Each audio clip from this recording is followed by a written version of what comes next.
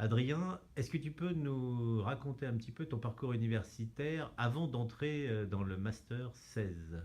Alors j'ai débuté par une licence maths, mention économie, et ensuite j'ai fait le master 1 Messi, je crois, qui s'appelle comme ça maintenant.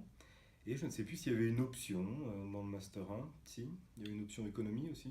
Oui. Donc j'ai sans doute dû faire la mention économie et marketing. D'accord. Et ensuite, une fois que tu es rentré dans le M2 16, quelle entreprise tu as choisi pour faire ton alternance? Alors que j'ai choisi, elle m'a choisi aussi, hein. J'ai fait mon apprentissage à la Chambre de commerce et d'industrie au département des études et du développement territorial.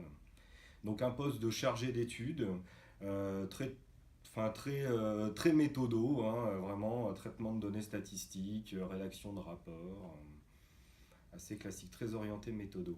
À l'issue de mon master, j'ai fait, on va dire, une année de césure où je me suis occupé d'une association à la Goutte d'Or, association qui avait des difficultés financières, et avec des copains, je faisais du bénévolat dans cette association depuis quelques années, et avec des copains, on a décidé de la reprendre et de la restructurer. Et si je vous parle de ça, c'est parce que j'ai déployé avec les amis beaucoup de choses apprises pendant le master 2. De l'économie, de la gestion de projet, de la méthodologie. Et c'était un petit peu, soit l'association fermée, soit avec les copains on la reprenait.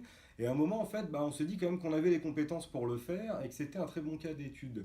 Dans le Master 16, on se prépare au métier de chargé d'études, mais aussi au métier du conseil et de l'intervention. Et là, il y avait un terrain de jeu, on va dire. Peut-être pas de jeu quand même, parce qu'il y avait quelques emplois derrière, mais il y avait un terrain de mobilisation, en tout cas, des champs de compétences qu'on avait développés pendant le Master 2. À l'issue de cette année, par le réseau et par mes petits camarades, j'ai fait 2 CDD, un à l'Observatoire des métiers de la presse et un autre dans un cabinet de conseil en diagnostic territorial. On faisait de l'analyse des besoins sociaux. Suite à ça, j'ai rejoint un cabinet d'expertise comptable qui fait de l'accompagnement auprès des comités d'entreprise, l'accompagnement à la négociation et au diagnostic, audit à la fois économique, et comptable, financier et des politiques sociales des entreprises. La particularité, c'est que malgré un parcours essentiellement axé économie, développement territorial et analyse sectorielle, je me suis spécialisé dans ce cabinet d'expertise comptable sur l'audit des politiques RH, à la fois l'égalité professionnelle, la gestion prévisionnelle des emplois et des compétences, la politique de formation professionnelle.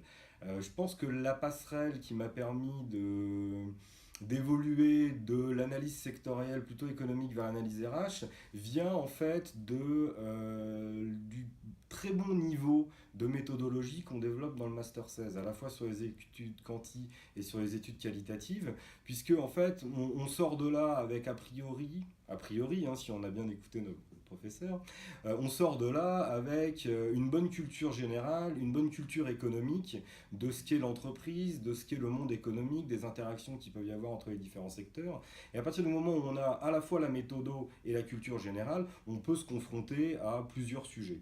Et notamment, voilà, moi j'ai fait du développement territorial, de l'analyse vraiment des besoins sociaux, donc des populations, avec un commanditaire qui était la mairie de Montreuil, la mairie des Sables-d'Olonne.